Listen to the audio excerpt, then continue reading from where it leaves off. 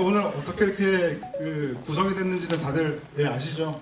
끝에 계신 이제 김성훈 감독님은 오늘의 주인공 하정우 배우분과 터널과 비공식 작전을 함께 하셨고, 또 바로 옆에 계신 주지훈 배우와도 예전에 이제 아시겠지만 넷플릭스 시리즈 이제 킹덤, 그리고 또 마찬가지로 비공식 작전을 함께 하셨고요. 그리고 주지훈, 하정우 두 분도 비공식 작전을 김성훈 감독님과 함께 하셨습니다. 그래서 약간 이렇게 삼각관계처럼 얽혀 있는 관계여서 오늘 되게 흥미로운 얘기들 들려주실 거라고 이제 믿고 있고요.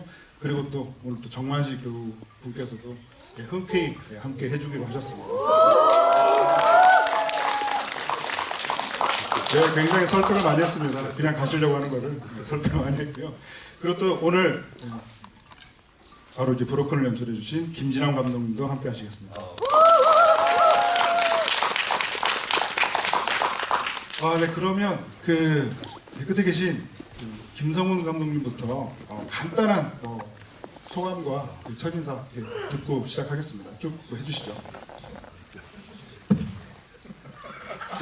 네, 이런 무대에서 하정우 배우를 오랜만에 보는데 여전하네요. 옆에서 말씀을 이렇게 재미나게 해주시는데, 네, 안녕하세요. 좀 소개받은 김성훈 감독이라 하고요. 하정우 배우분하고는 터널과 비공식 작전 같이 했고, 주지훈 배우님하고는 킹덤, 그리고 비공식 작전, 그리고 또 전만식 배우하고는 끝까지 간다 때 같이 했던 경험이 있었습니다. 그래서 이 배우분들 오랜만에 이러한 이 작품을 통해서 만나게 돼서 기쁘고요. 이러한 작품을 만들어주신 감독님 수고하셨습니다. 네, 안녕하세요. 저는 신과 함께부터 인연을 맺어온 주지훈이라고 합니다. 네. 일단 작년 여름에 저도 탈출 개봉하고 영화관을 이런 기회에 이렇게 앉아서 관객분들 이렇게 마주하니까 역시나 기분이 좋습니다. 반갑고요. 남은 시간 많이 대화를 나눠보겠습니다. 감사합니다. 네, 이번에 브로큰에서 배민태 역할을 맡은 하정우입니다. 이렇게 자리해 주셔서 너무나 감사드립니다. 오늘 재밌는 얘기 많이 나눴으면 좋겠습니다. 감사합니다. 예, 반갑습니다. 적절한 분량의 창모 연기한 정만식입니다. 끝까지 간다 이후로 저희가 인사를 또 이렇게 한 자리에 앉은 게 김성훈 감독님하고 또 오랜만인데 무슨 얘기를 나눌지는 잘 모르겠습니다.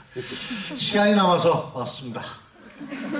그리고 우리 하정우 씨가 물론 이제 일당백으로 혼자 충분히 가능하시겠지만은 또 아군이 한 명 더 있는 게 또 전투력이 더 상승하지 않을까라는 생각으로 또 앉아봤습니다.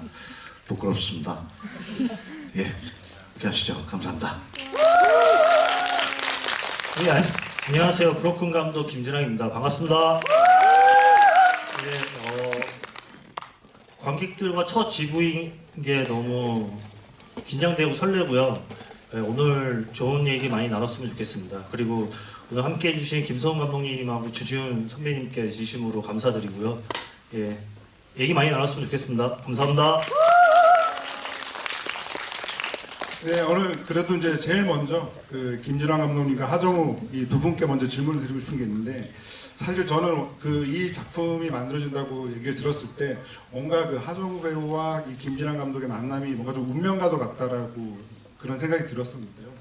그 이유는 이제 김진환 감독님께서 앞서 양치기들이라고 하는 장편 데뷔작을 만드셨는데, 그 이전에 제가 이제 미장센 영화제에서 갑과 을이라고 하는 단편 영화를 본 적이 있어요. 감독님의 단편을 본 적이 있는데 그때 굉장히 주목을 많이 받으셨고, 그 갑과 을이라고 하는 작품 자체가 과거 이제 군대 시절을 함께 보냈던, 정말 자기를 괴롭혔던 선임을 이 사회에서 만나는 이야기여서 그걸 보다 보니까 하정우 배우가 이제 주연을 맡았던 용서받지 못한 자 생각이 많이 나서 그런 영향이 많이 느껴지는구나라는 생각을 하고 있던 차에 이번에 하정우 배우님께서 여러 인터뷰를 하면서 양치기들이라고 하는 작품을 보면서 이 김진환 감독님을 굉장히 좀 주목하셨다라는 얘기를 한 걸 본 적이 있어요. 그래서 오늘 대화의 시작은 그래도 하정우 배우와 이 김진환 감독님이 어떻게 좀 만나고 시작하셨는지 그 얘기를 좀 듣고 시작을 일단 주선자는 사나이 픽처스의 한재덕 대표님께서 주선을 해주셨죠. 2020년 겨울이었던 것 같아요. 네, 그때 이제 처음 제작사 대표. 네. 그러니까 한재덕 대표 사나이 픽처스라고 하면, 그러니까 저랑은 개인적으로 베를린에서 첫 인연이 되어서 그 다음에 군도라는 작품을 같이 했고, 범죄와의 전쟁이 또 있었네요.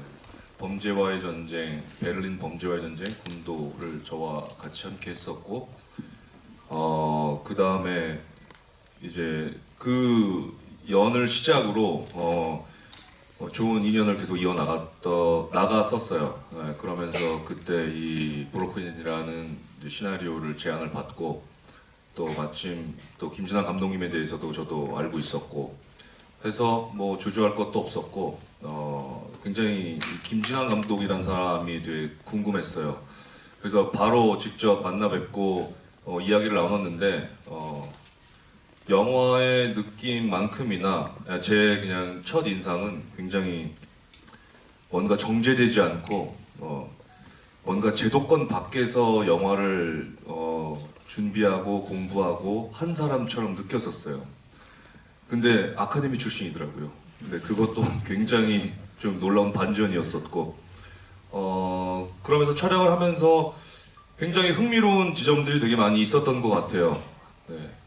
유연한 듯 하면서도 굉장히 자기 주장과 고집이 확실한 연출자였고, 또 고집 그 기준 안에서 그 기준 위에서 굉장히 유연하게 현장을 이끌어가고 그걸 완성해 나가는 모습을 보면서 굉장히 배우 입장으로서는 굉장히 즐거운 시간이 아니었나라는 생각이 들었습니다. 예, 저는 그 2005년 용서받지 못한 자를 보면서 이제 하정우 선배님을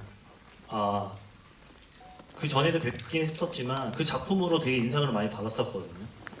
그래서 그때가 이제 제가 제대한 지 몇 달 안 된 이유였는데, 그때 그 영화와 선배님이 이제 연기한 그 인물을 보면서 그때부터 이제 제가 선배님에게 좀 빠져 있었던 것 같아요. 그래서 제 머릿속에는 그 말씀하셨던 어떤 그 갑가을이라는 단편이 어렴풋하게 남아 있었고, 그리고 그 용서받지 못한 자와 이제 하정우 선배님에 대한 어떤 그 애정과 리스펙이 그때부터 좀 씨앗이 되지 않았나라고 생각을 했고, 언젠가는 꼭 영화를 찍게 되면 선배님하고 꼭 한 번은 찍고 싶다라는 생각을 그때부터 사실 가졌었거든요. 그런데 그런 기회가 좀 저한테 빨리 와서 좀 운이 좋았던 것 같고, 그리고 같이 작업을 하면서 정말 너무 즐겁고 너무 행복한 시간이었거든요, 저한테는. 그래서 지금도 이 시간이 너무 소중하고 감사드립니다. 정만식 배우님께도 여쭤보고 싶은데요. 바로 이 작품의 주선자가 이제 사나이 픽처스다라고 이제 하셨는데, 지금 입고 계신 그 후드티가 사나이 픽처스 후드티잖아요. 그래서 뭐 주진 배우님과는 또 역시 사나이 픽처스에서 제작한 그 아수라를 또 같이 하기도 하셨고, 아까 이제 말씀으로는 그래도 적재적소에 그 사나이 픽처스의 모든 영화에 이렇게 적재적소에 잘 등장을 하셨더라고요. 그래서 이번 작품은 또 어떻게 달랐는지도 한번 여쭤보고 싶습니다. 예, 제가 해야만 한다라는 역할이 있대요. 그래서 읽어보면 안다고 그래서 역할을 안 알려주시길래 읽어봤습니다. 읽었더니 참오더라고요. 딱 제가 할 게 그거밖에 없더라고요. 이거 하라고 주신 거구나. 그래서 잘 읽어보고 어떻게 연출해볼까, 늘 했던 식으로 폭력조직 보스인데 늘 하던 식으로 할까 어떨까 하다가 좀 어찌 보면 이제 동네 돈 좀 많은 형같이 꽤나 너그러운 형같이 좀 보여주고 싶어서 나긋나긋하게 좀 출연을 해봤습니다. 예, 짤막하게 제가 한 4회차인가 이렇게 출연했었는데 분량은 좀 많이 나왔는데, 예, 4회차를 그렇게 편집을, 그냥 춘천에 가서 한 일주일 있었더니 다 찍었더라고요. 제가 이제 그 리프로큰이 14번째, 15번째 영화인데 사나이에서만요. 그래서 14번째구나. 함께 또 늘 이렇게 사나이와 함께해서 늘 행복하고 예. 직원이죠. 이 정도면 막 예, 항상 감사하게 생각하고 있습니다. 네, 그럼 이제 김성훈을 여쭤볼 텐데요. 사실 이번 작품은 그 하정우 배우의 굉장히 좀 변신이라고 이렇게 많이들 그 회자가 되고 있는데 이제 공교롭게도 이제 김성훈 감독님과 함께한 이제 두 작품 터널과 이제 비공식 작전에서는 좀 많이 다르죠. 기본적으로 정장을 입고 나오는 캐릭터인데 뭐 터널에서는 이제 하정우 배우가 이제 자동차 그 대리점 딜러였고 비공식 작전에서는 그 외교관이었죠. 그러다 보니까 김성훈 감독님께서 이제 연출하신 작품의 하정우 배우와는 굉장히 달라서 뭔가 이번 작품의 하정우 배우 연기 좀 어떻게 보셨는지 굉장히 궁금합니다. 네. 늘 하배우의 연기를 보면은 하배우 작품을 보면은 제 생각이 항상 짧았구나라는 걸 매번 깨닫게 되는데요. 무언가를 안다고 하고 하는 것이 참 건방진 생각이었구나. 두 작품 했으면 어느 정도 안다 생각했는데 그 이상을 항상 보여준 것 같고요. 그 터널과 비공식 작전 같은 경우는 일상에서 흔히 옆에 두거나 볼 수 있는 인물이잖아요. 옆에 두면은 좋은 친구. 그런데 이번에 작품의 민태 역할에 이제 하정우 배우는 옆에 두면 좀 끔찍한 친구 같은, 예를 들어 또 다른 결이지만 황해 구나미의 냄새도 좀 받을 수 있고, 저랑 했을 때는 좀 머리를 쓰는 인물이었다면 이 작품에서의 민태는 본능, 어떠한 숙명에 따라서 살아가는 동물과 같은 느낌을 좀 받았어요. 마지막에 그 해남인가요? 그 찾으러 가는 거. 그 아마 수도권 근처 어딘가에서 시작을 해갖고 해남으로 이제 찾으러 간 것 같은 그런 모습들이 가면서 어떠한 갈등이나 번민이 없고 어떠한 그 가야 되는 추동력을 따로 받는 게 아니라 그 본질 자체가 그쪽으로 찾아가는 모습들이 그 동물들이 자기 길 찾아다니는 어떠한 길처럼 어떠한 본능으로 어떠한 설득력을 갖고 있는 배우의 모습을 좀 볼 수 있었습니다. 그럼 뭔가 좀 머리를 쓰지 않는 그 동물 하정우라는 배우랑 뭔가를 좀 해보고 싶다라는 생각도 조금 드셨나요? 아, 예. 그 네. 요번 네, 지금 안 들렸죠? 네, 안 들리기를 바랍니다. 옆에서. 네. 이 작품 보면서 보기 전에도 아마 배우분들, 팬분들도 저보다도 더 많이 더 잘 아실 거라고 생각하는데 한국 배우 또 전 세계 배우들 중에서 한국어를 쓰는 배우로서 제스처가 가장 멋있는 배우라고 저는 생각하거든요. 특히 손등으로 얼굴을 긋는 모습은 대부의 마론 브란도 이후로 가장 잘 긋는 사람이다라고, 그래서 몸을 그만큼 잘 쓴다라고 생각을 하는데, 이번 역에서의 그 쇠파이프, 기역제로 살짝 꺾여 있는 쇠파이프를 휘두르는 모습들이 매우 남달랐어요. 그거는 그 추격자에서 망치라든가 황해에서의 그리고 군도에서 그 도치역에서 그 조그만 칼 휘두르는 모습도 있었잖아요. 그것과 더 남다르게 뭐 스냅이라든가 그 템포가 되게 좀 일반적인 스윙과 많이 달라요.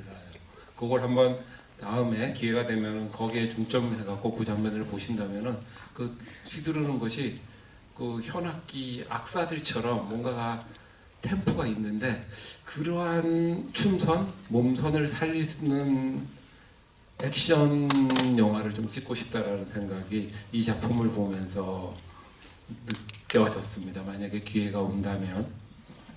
혹시 하정우 배우님 어떻게 여기 답하실 내용 혹시 있으실까요?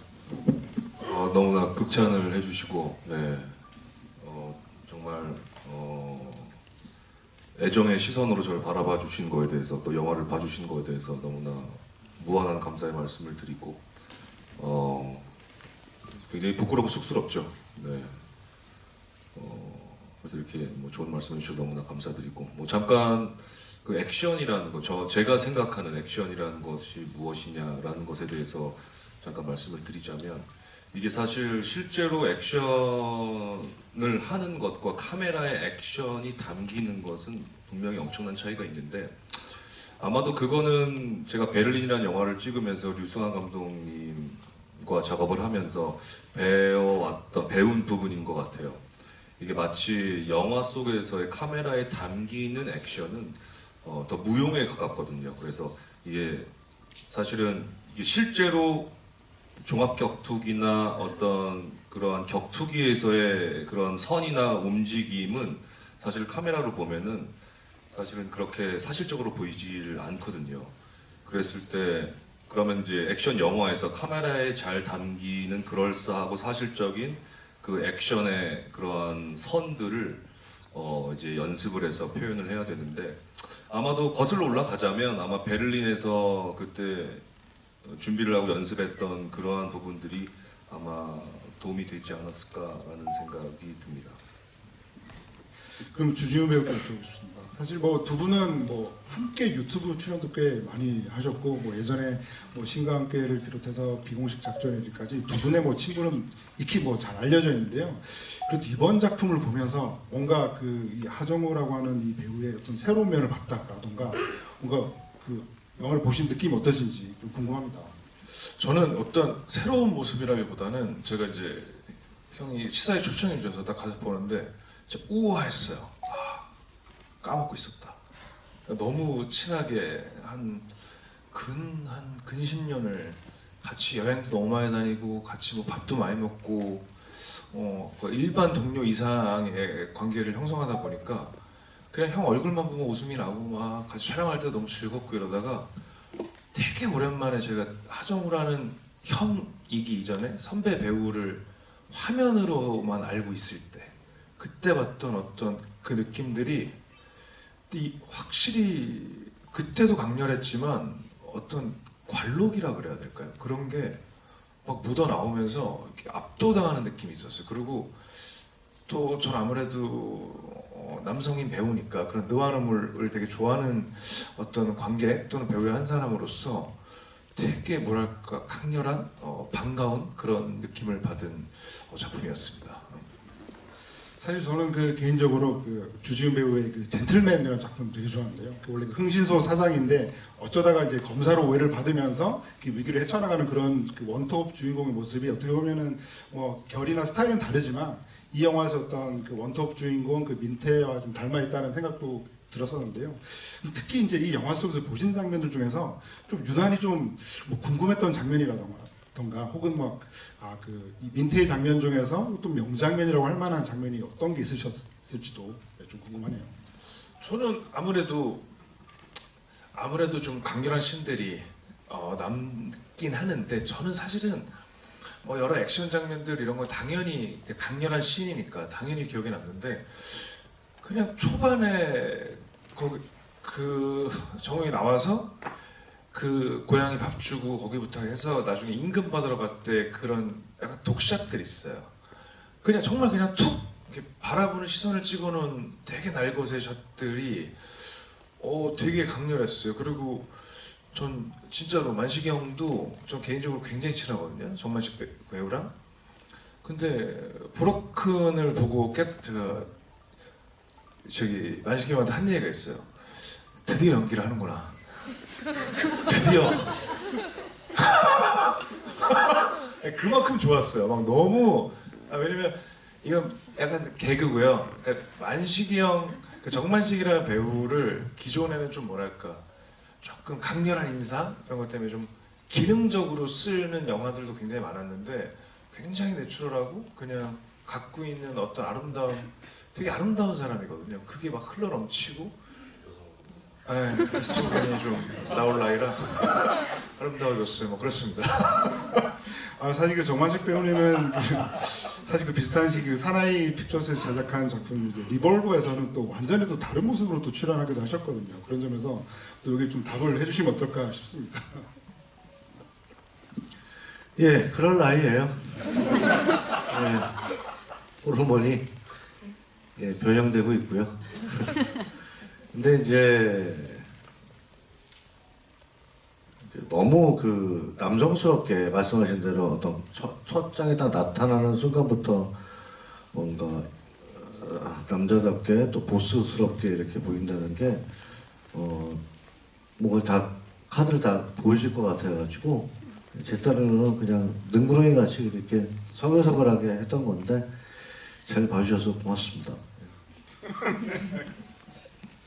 저는 그 이 작품을 되게 흥미롭게 본 지점 중에 하나는 그 이제 과거의 이제 하드보일드 소설의 주인공을 보는 것 같은 그런 느낌이 좀 있었거든요. 그 예를 들면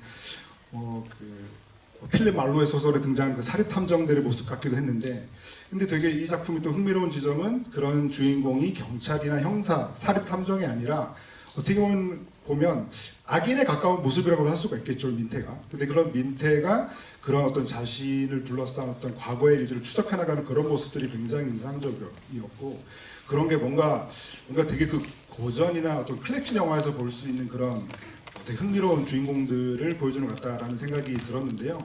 그런 점에서 저는 또 한편 떠오른 작품 중에 하나는 황해나 이런 그 출연하신 작품들 외에 그 최민식 씨가 출연했던 그 파이란이 좀 떠오르기도 했어요. 근데 파이란이 떠오른 이유는 이제 이렇게 출소를 해서 이 조직에 다시 돌아왔는데, 사실 그 강제, 최민식 배우가 연기한 강제 같은 경우는 굉장히 무시당하거든요. 굉장히 무시당하고 정말 후배들도 업신여기고 그러는데 반해서 이 민철은 과거에 정말 셌던 것 같아요.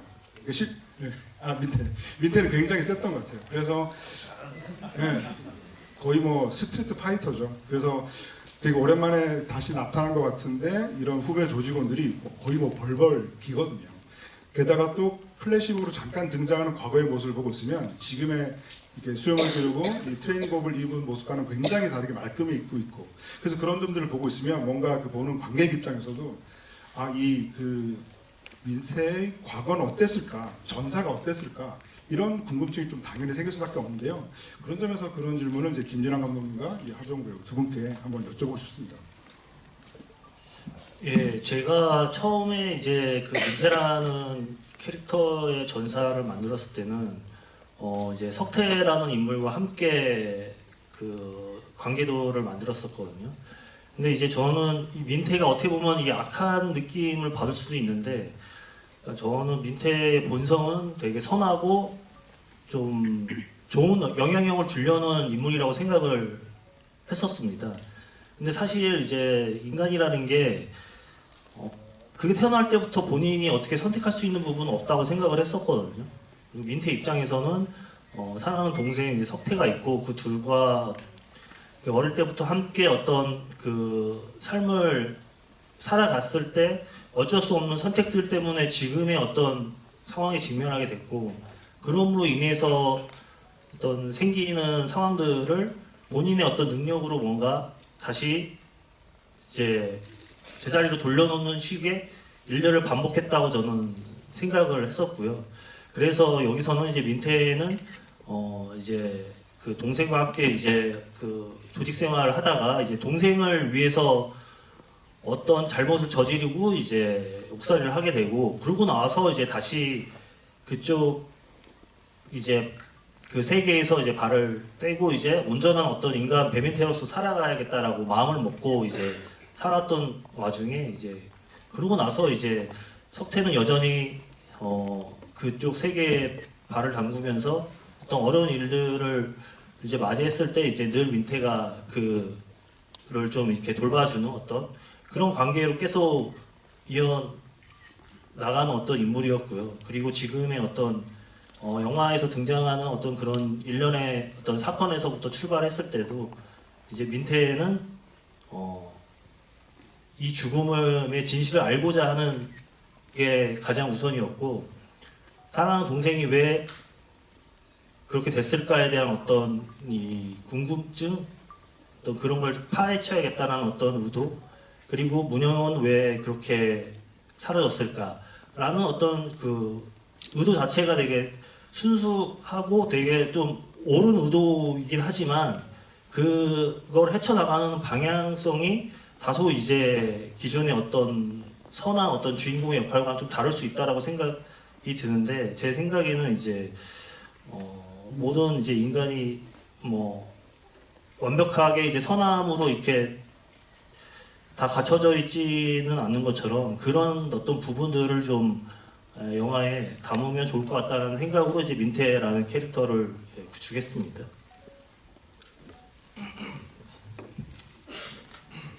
아마도 이게 속편이 나와서 어떤 그 프리퀄이라든지 아니면 그 이후의 상황들이 좀 더 뭔가 시원하게 뭔가 이렇게 보여드렸더라면, 혹은 또 그 이 속편에 대한 그 계획이 분명 있다라면 이 1편에 대한 이제 수많은 이야기거리들과 수많은 질문들이 어느 정도는 이제 해소가 될 텐데, 어쨌든 뭐 저희는 처음에 영화를 찍으면서 2편에 대한 생각도 갖고 있었어요. 네. 그랬었는데 뭐 지금도 계속 고민 중인 걸로 알고 있고, 어쨌든 그 영화의 전반적인 어떤 스토리에서 이 배민태라는 인물이 어떻게 됐고, 감독님 말씀하셨던 것처럼 동생 석태와의 관계, 이 배민태라는 사람이 어떻게 해서 감옥에 들어가게 됐고, 그 전에는 어떤 모습들을 부하 직원들에게 보여줬길래 저렇게 저런 리액션들이 나오게 될까, 이러한 것들에 대해서 네, 충분히 궁금해하실 거라고 충분히 생각이 들었었고, 네. 제가 뭐 기자님 질문에 이 답이 맞는지는 모르겠지만, 제가 이 캐릭터를 어떻게 생각을 했는지에 대해서 말씀을 드리면 될 것 같다라는 생각이 드네요. 저는 민태는 지극히 개인적인 감정인 것 같아요. 석태가 우리가 사회의 기준으로 봤을 때 범죄자이든 어떤 악인이든 그런 걸 떠나서 친형의 입장으로서는 가족이고, 어쨌든 이 복수의 여정, 이 폭력을 행사하는 부분, 이런 것들은 지극히 개인적인 부분이고, 그 사람의 네트워크에서 보여지는 그냥 소통 방식이라고 생각이 들었어요. 그래서 저는 처음에 시나리오보다 민태의 행동이나 어떤 이 폭력성을 더 감독님께 더 극대화시키자라고 제가 제안을 했던 것 같아요. 그 부분은 민태의 어떤 인물이 가지고 있는 정당성과 설득력을 갖기보다는 철저하게 영화적인 어떤 극적인 표현을 통한 재미가 이 캐릭터를 통해서 보여지지 않을까라는 생각이 들었던 것 같아요.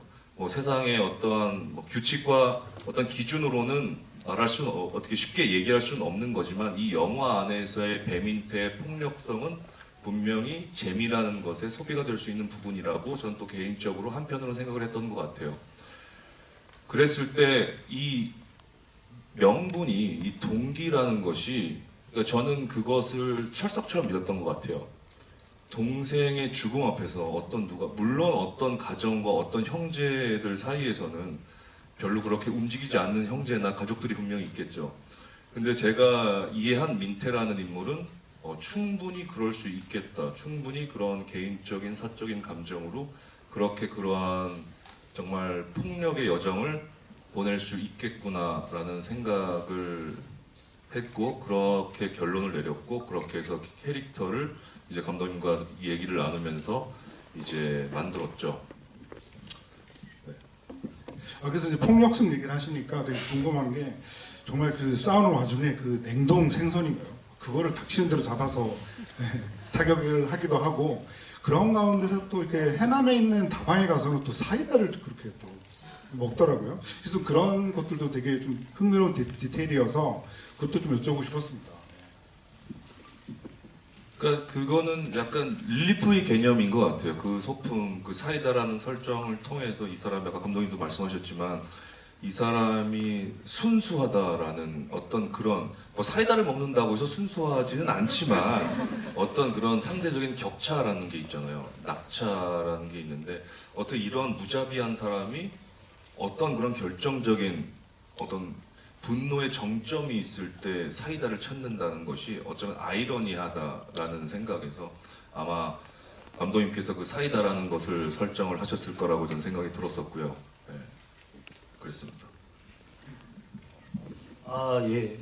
그 민태라는 캐릭터를 이제 설정하고 이제 선배님을 대입하면서 점점 이제 그 민태가 정말로 살아나는 듯한 느낌을 받았을 때, 저는 그런 다방에 가서 본능적으로 저도 이제 사이다를 마실 것 같다라는 생각이 들었었거든요. 이제 목이 타고, 민태 입장에서는 뭐 일단 갈증을 해소하는 게 우선인 것 같다고 생각이 들어서 이제 본능적으로 이제 그런 설정을 했고요. 그리고 이제 그 액션 씬에서의 어떤 그 냉동 생선은 그 현장의 어떤 소품이었는데 이제 그 부분은 이제 선배님께서 직접 어떤 액션 그 상황을 연출을 함께 이제 연출에 대해서 얘기를 나누면서 즉흥적으로 이제 그 냉동 생선을 선택을 했었거든요.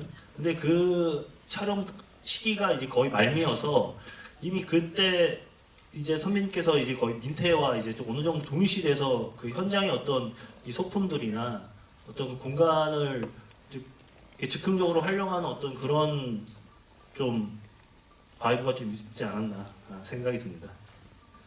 저는 다시 한번 김성훈 감독님께 여쭤보고 싶은데요.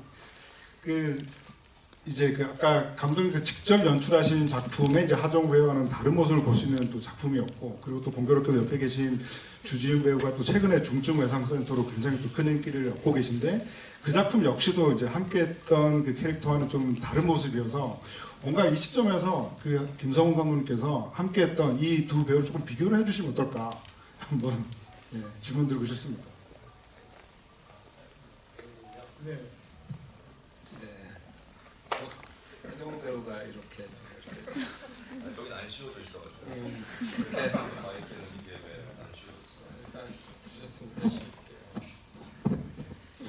이 행위를 보면 여기서 시작을 할게요. 그러면 하정우 배우는 늘 현장에서나 어디서나 테이블에서도 보면 대장 같아요. 골목 대장.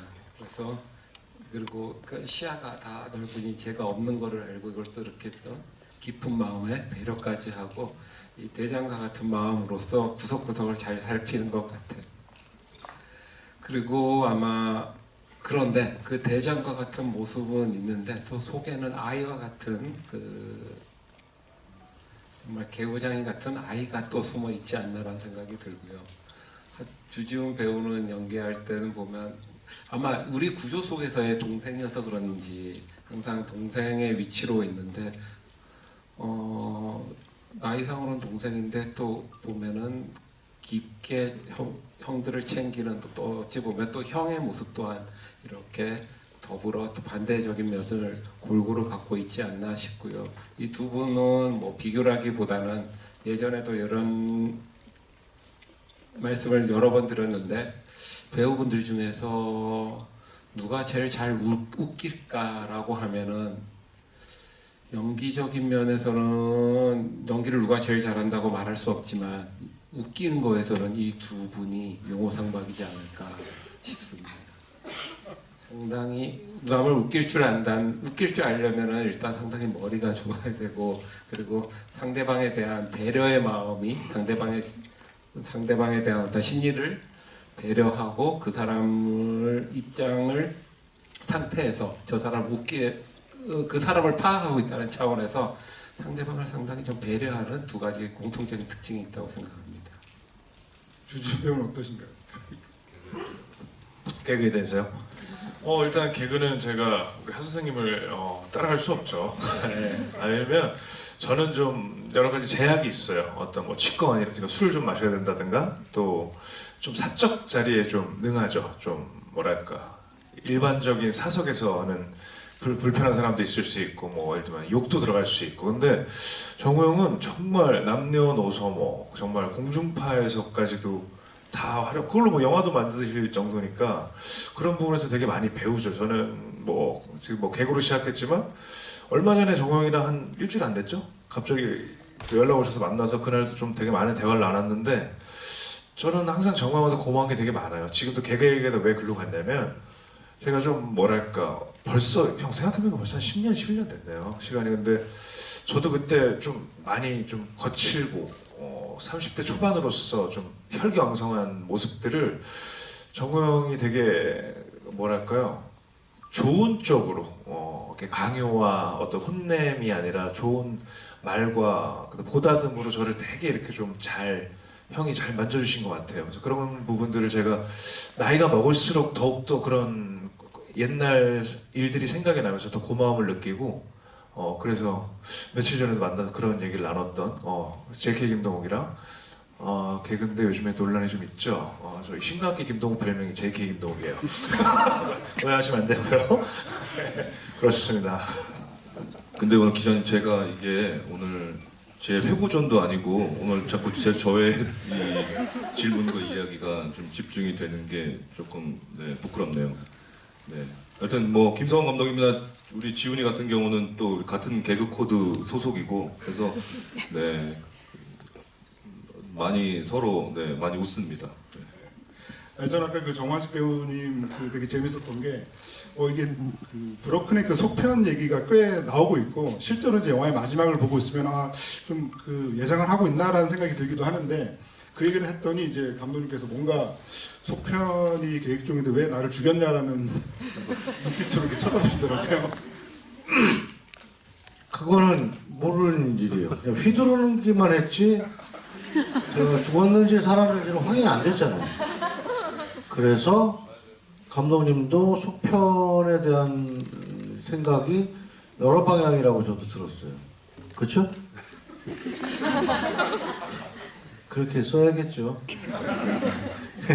그렇게 알고 있고 아니 아까 얘기하시는데 뭐 그런 방향에 막 얘기하셔서 이렇게 딱 봤더니 이미 방향은 다 나왔다고 얘기를 해서 그런 얘기였습니다. 예, 저는 굳이 뭐 어떻게 해서든 또 출연하니까 창모 아니어도 또 나올 수도 있어요.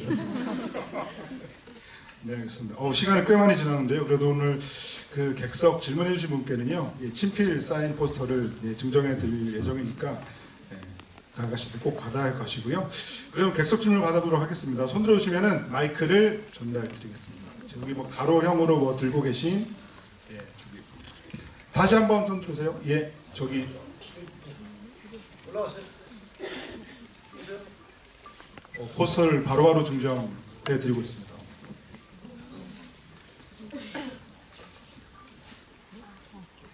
저는 그 하정우 배우님이랑 주지훈 배우님께 좀 질문을 드리고 싶은데요. 일단 하정우 배우님은 이제 그 민태라는 캐릭터가 거칠고 험악하잖아요. 막 욕설도 하고. 근데 이제 본인의 실제 성격이랑 좀 닮은 점이 있는지 어떤 부분이 좀 닮은지 약간 그런 게 좀 궁금하고요. 그리고 주지훈 배우님은 이제 브로큰에 안 나오시잖아요. 만약에 캐스팅이 되신다면은 어떤 캐릭터로 이제 캐스팅이 되고 싶으신지 그거 두 개 좀 궁금해요. 전혀 그렇지 않죠. 근데 누구나 다 마음속에는 어떤 폭력적인 어떤 부분들은 다 가지고 있잖아요. 그것을 표현을 하느냐 안 하느냐가 이제 정상인과 비정상을 이제 나누는 부분이라고 저는 생각을 합니다. 그래서 전혀 그렇지는 않습니다. 그냥 상상 속에서 또 감독님께서 이 시나리오를 직접 집필을 하셨으니까 또 감독님의 이야기를 듣고 또 분명히 감독님께서 이 민태라는 인물을 또 어느 순간에 어느 시점에 아마 만나 보셨을 수도 있고 그러한 사람을 또 어디서 목격을 했을 수도 있고 그래서 이 인물을 만드신 저는 또 시나리오를 직접 만드신 또 감독님과 이야기를 많이 나누면서 이 인물을 만들게 되었죠. 저는 저희는 이미 비공식적전으로 호흡을 맞췄기 때문에 저는 성재보다 제가 운전을 더 잘할 수 있습니다. 네, 제가 성재 역할을 하면 미안해 성재야. 제가 정우 형 부기장으로서의 보좌는 더 잘할 수 있을 것 같아요. 저 감독님한테 이 작품 궁금한 게 있어서 질문 드려도 될까요? 물론 사석에서 또 여쭤봐도 되긴 하지만 아마 이 작품에 관심 있는 분들은 그리고 감독님 작품에 관심 있는 분들은 저랑 비슷한 생각을 할 수 있을 것 같아서요. 감독님 전작 보면은 이제 양치기들도 있고 지금 이 작품 보면 전체적인 그 영화의 무드라고 해야 되나요? 이 무드 연기의 톤이라는 것이 일맥상통하는 지점이 있더라고요. 미스테리를 기본으로 바탕으로 해서 계속 유지되어 오는 어떤 감독님만의 특성이 있으신 것 같은데 특히 이 작품에도 보면은 주연 배우로 말할 것도 없고 잠깐 나오는 한두 씬 나오는 분도 보면은 어떠한 색채를 띠고 그의 전사가 과연 있을 것 같은 관객 입장에서 기대를 하게끔 하는 그런 지점들이 있는데 주연 배우분들이야 본인이 이렇게 잡는다고 하지만 잠깐 나오는 배우분들의 그 연기 톤을 어떻게 공유를 하는 건지 그게 몹시 좀 궁금하더라고요. 일단은 저는 가장 이제 제일 중요하게 영화 만들 때 생각하는 게 이제 그 영화에 등장하는 인물들의 감정이 순간이어도 찰나여도 어떻게 진짜로 느껴지느냐가 되게 중요하고, 그리고 어떤 주연 배우님들하고 소통은 자연스럽게 이제 이루어질 수밖에 없는 상황이 많이 생기거든요. 근데 이제 잠깐 뭐 한 씬, 두 씬 나오는 이제 그 배우님들하고 소통하는 시간은 이제 뭐 어느 정도 확보하냐에 따라서 많이 부족한 부분이 있기 때문에 최대한 그런 시간을 많이 확보하고, 그리고 이제 그 전사를 최대한 길게 많이 이제 그 작업을 해놓고요. 그거에 대해서 이제 그 배우님들에게 그 상황을 좀 디테일하게 설명을 많이 하는 편입니다. 그래서 여기 잠깐 나오시는 배우님들하고 이제 따로 이제 그 전사와 그 이때 어떤 이 상황과 이 감정에 대해서는 이제 배우님에게 맡기고, 그 전사와 어떤 그 이후의 태도 이런 거에 대해서 전체적인 인물의 서사는 좀 명확하게 구축을 해 나간 상태에서 이제 작업에 들어가기 때문에 좀 더 그 배우님들께서 그 촬영 현장 때 좀 더 감정적으로 더 집중을 해주셨던 것 같습니다. 만식 선배님 같은 경우는 원체 이제 그쪽 그 창모 역할 자체가, 저는 이제 제가 옛날에 이제 만식 선배님 영화를 보면서 그 창모라는 이미지를 되게 많이 떠올렸었거든요. 그래서 사실 창모와 만식 선배님과는 되게 동일시되는 부분이 많이 있다고 생각이 들어서 그래서 특별히 디렉션을 드리지 않았습니다. 네, 설명 드리죠. 근데 이 작품을 보고 있으면은 사실 뭐 한국 영화든 뭐 독립 영화 많이 보신 분들은 아실 거예요. 뭐 그 식당에 그 출연한 그 양홍주 배우라던가, 혹은 또 역시 그 식당에서 만나게 되는 뭐 김시은 배우나, 그리고 뭐 최근에 뭐 중증 여성센터 이제 박경원 마취과 로 이제 등장하셨던 뭐 정재영 배우나, 정말 대단한 배우들이 적재적소에 다 출연하고 있어서 그런 어떤 연기를 보는 재미가 확실하게 있는 작품이다라고 이제 말씀을 드릴 수가 있겠습니다. 네, 그또 다음 질문 받아보겠습니다. 예, 이쪽에 또 역시 세 번째 줄에 뭔가를 들고 계신. 극 중에서 그 민태가 서태의 시신을 확인하는 부분 있잖아요. 감독님한테 궁금한 건데 혹시 하반 씨는 어디로 갔는지 뭔가 의도하신 게 있는지 궁금해서. 제가 알아서 했어요.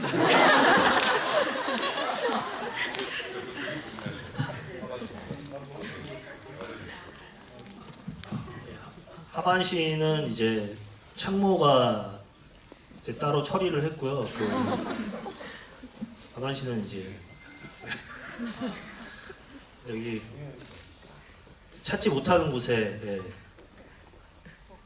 묻어뒀습니다.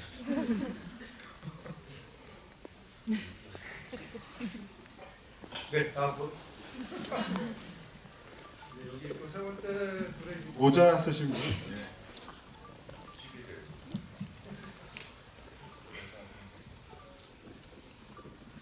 저는 감독님께 여쭤보고 싶은데요.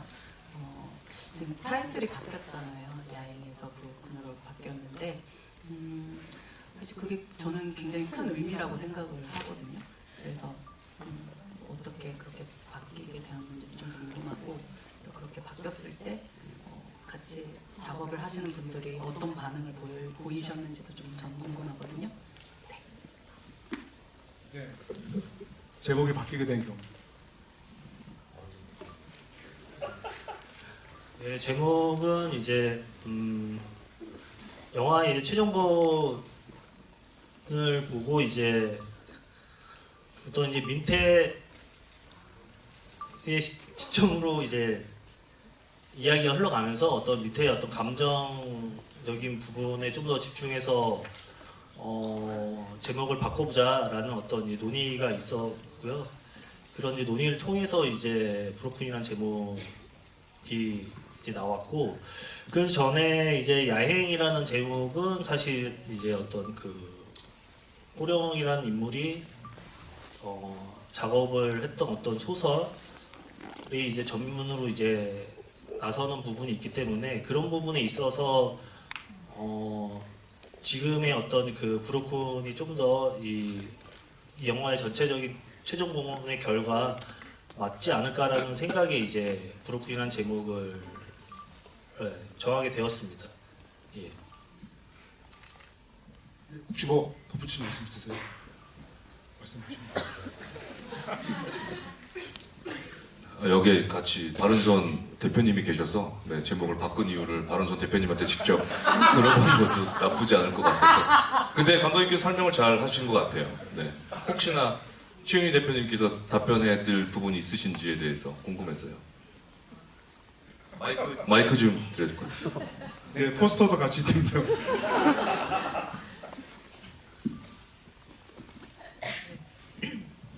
저희가 제목 관련해서는 사실 고민을 되게 많이 했고, 어떻게 보면 야행이라는 거에 이제 제목에 저희가 되게 오랫동안 익숙해져 있다 보니까 제목을 바꾸는 게 쉽지는 않았어요. 근데 어떻게 보면 야행이라는 거는 너무 이제 이 영화 속의 그 소설, 호령의 소설에 좀 집중되다 보니까 이제 그 소설 말고도 그 각 인물들이 갖고 있는 어떤 감정이라던가 이 벌어지는 상황이라던가 이런 것들을 조금 더 포괄할 수 있는 제목이면 좋겠다. 그게 더 많은 관객들한테 어필할 수 있겠다라는 생각을 했고, 그래서 정말 많은 고민 끝에 제목을 변경을 하게 되었습니다. 네, 잘 들었습니다. 네, 그럼 또 질문 받아보겠습니다. 이번에는 저기 가장 뒤에 계신 분 질문 한번 받아볼게요.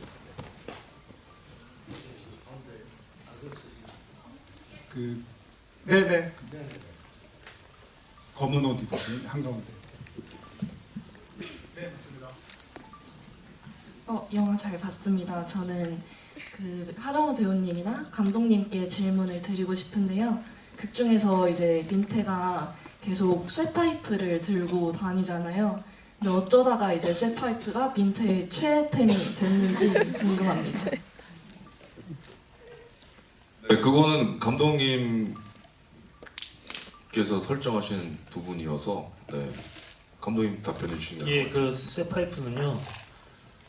제가 예전에 이제 대학 다닐 때 졸업 영화 찍으려고 이제 제작비 벌려고 겨울에 그 배관 설비 알바를 했었는데, 그때 이제 아침에 출근하면 그 쇠파이프를 자르고 이제 재단하는 게 하루 일과의 시작이었습니다. 근데 이제 너무 춥고 손은 시린데 그 차가운 쇠파이프를 만지고 있으면서 뭔가 되게 좀 날서 있고 상당히 좀 폭력적인 어떤 느낌을 들었고요. 그런 와중에 이제 민태라는 캐릭터를 이제 만들게 됐고, 민태의 어떤 그 어둠의 세계 그 이후에 어떤 직업을 줘야 됐을 때 어떤 제가 이제 경험했던 어떤 그런 직업군을 선택하게 됐고, 그 와중에 이제 쇠파이프를 애정하게 되는 인물로 만들었습니다.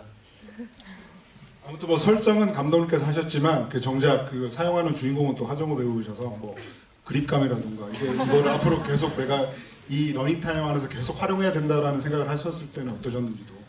네, 일단 그 무게감이라든지 그립감이라든지 굉장히 든든한 느낌이 들더라고요. 네, 뭐 이거 하나만 네, 소지하고 다니면 뭐 걱정은 없겠다랄 정도로 이게 실제 이거를 이제 들어보면 상당히 에너지가 있습니다. 이게 굉장히.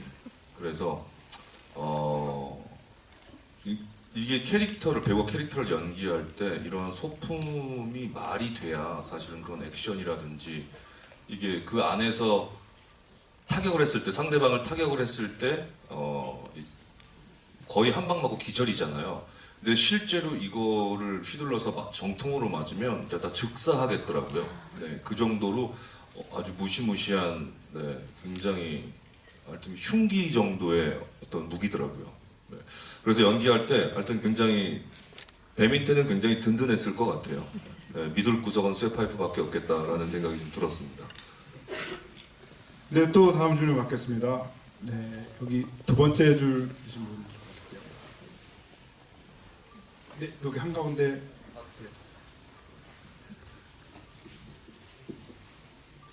저는 주지훈 배우님이랑 정만식 배우님께 질문하고 싶은데 주지훈 배우님이 그 영화를 보고서 특정 장면에서 배우로서 나도 저건 직접 연기해보고 싶다 또는 저 장면은 연기하기 어려웠겠다 이런 장면이 있었어요. 그리고 정만식 배우님께는 그 노래를 부르는 장면이 나오셨는데 그 시나리오에서 정해져 있던 노래였는지 아니면 직접 부르고 싶은 노래를 부르신 건지 궁금해요.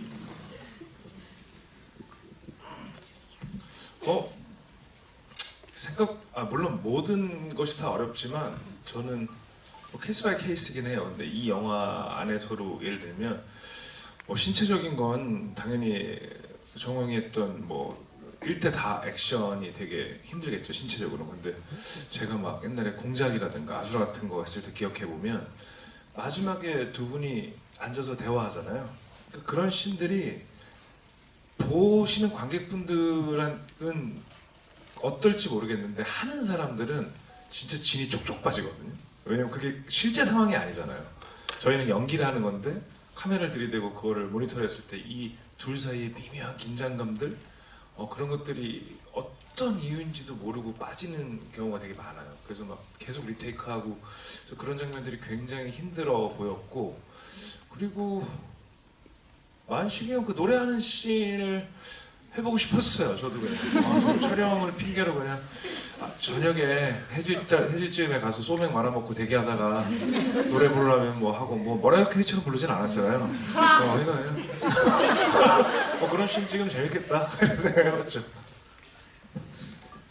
뭐 시나리오에는 이제 뭐 노래하는 장면이 있는데 그 곡은 아니었고요. 이 곡은 이제 원래 이제 기존의 곡을 쓰게 되면은 저작권 요가도 발생이 됩니다. 놀랍게도 굉장히 고액의 지출이 발생을 합니다.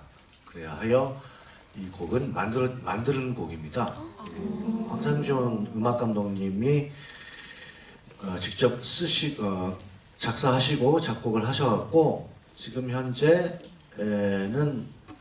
발매가 됐습니다. OST가. 그래서 황상준 아시겠지만 가수 정호일 씨가 지금 저 말고 정홍일 씨가 그 싱어게인에서 머리 길었던 락커분 있잖아요. 싱어게인 1에서 2등 하신 분.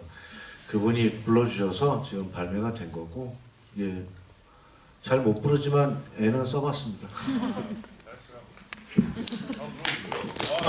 저는 진짜 스마트폰을 갑자기 꺼내시길래 안주를 찾으신 줄 알았어요.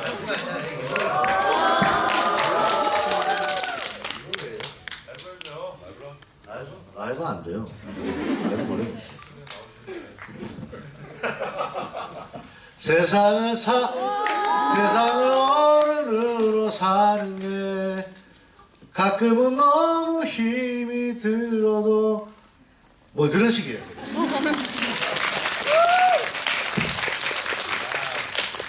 네, 또 다음 질문 받겠습니다. 마지막 질문을 해야 될 것 같은데요. 여기 두 번째. 안녕하세요. 저는 주지훈 배우님께 질문드리고 싶은데요. 죄송합니다. 그 하정우 배우님과 여러 액션을 찍으셨는데 이번 영화에서 특히 더 돋보이는 액션씬이 있으셨다면 소개해 주실 수 있으실까요? 아까 지금 많은 얘기가 나오고 있는데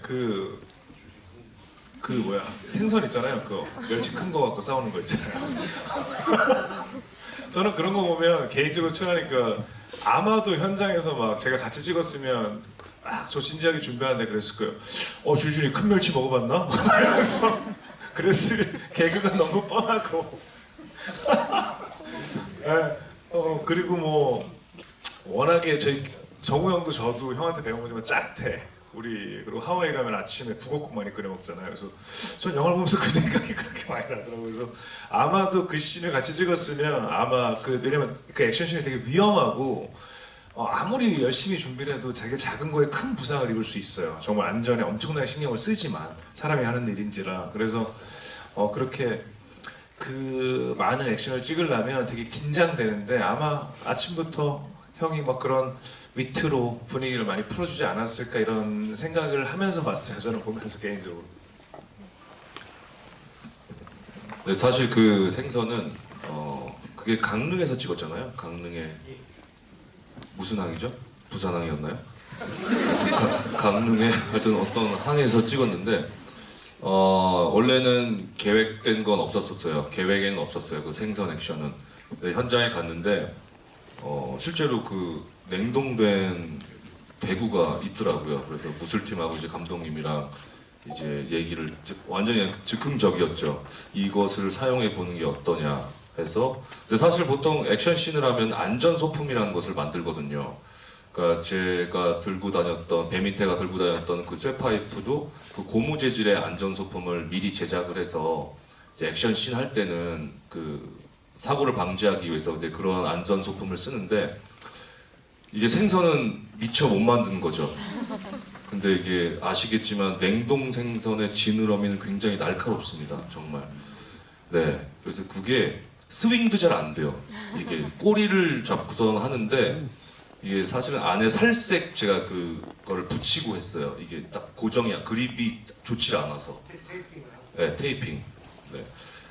그래가지고 근데 사실 무술팀이 굉장히 그 많은 위험을 감수하면서 촬영을 한 거죠. 저는 그냥 휘둘렀던 거고 그것을 앞에서 피하고 합을 맞춘 아마 무술팀이 굉장히 C급하면서 그 액션씬을 찍지 않았나라는 생각이 듭니다.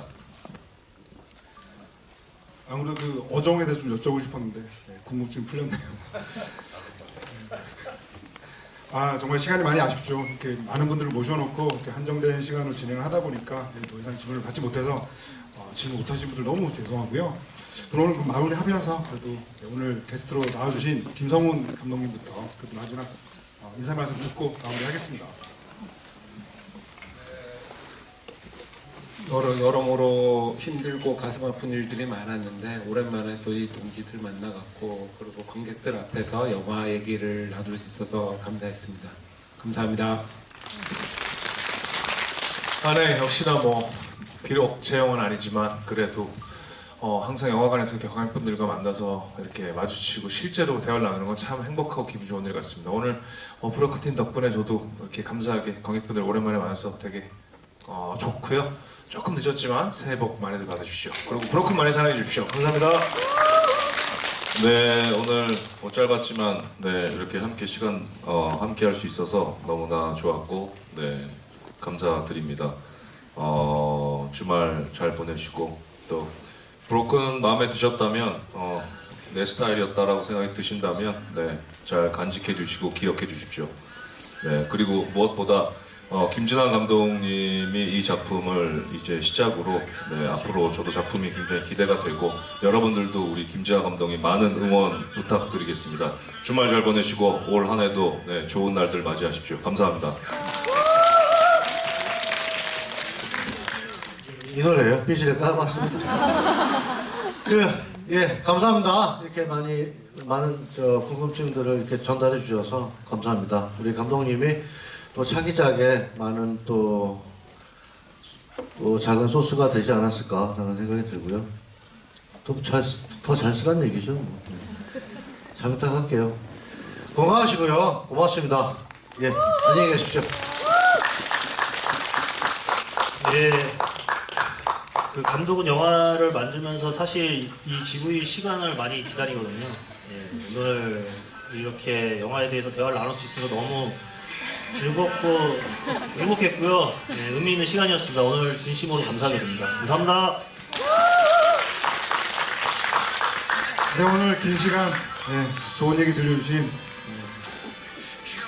5분께 큰 박수 드리면서 마무리하겠습니다. 감사합니다.